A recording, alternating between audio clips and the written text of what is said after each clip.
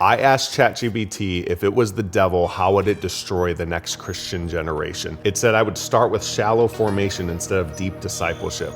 Faith reduced to slogans, vibes, or social identity rather than lived connection. I would start with distraction and fragmentation. I would produce a lack of authentic community because churches that feel like events instead of families struggle. I would make leaders petrified of hard questions and doubts. Now, what I'm not saying is that we should build our churches and our communities and our faith based off of what ChatGPT just said, but I do think it reveals that the enemy has overplayed his hand.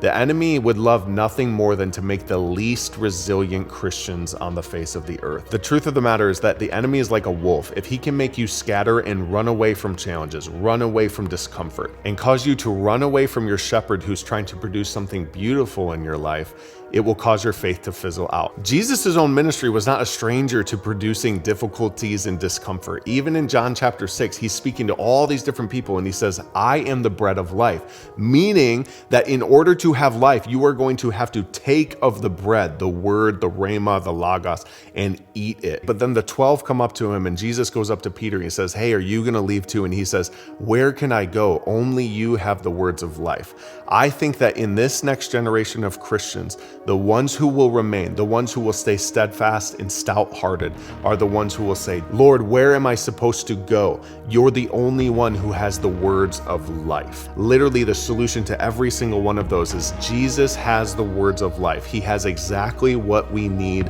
when we will need it, as long as we cling to him. Please don't forget, the scriptures still slap.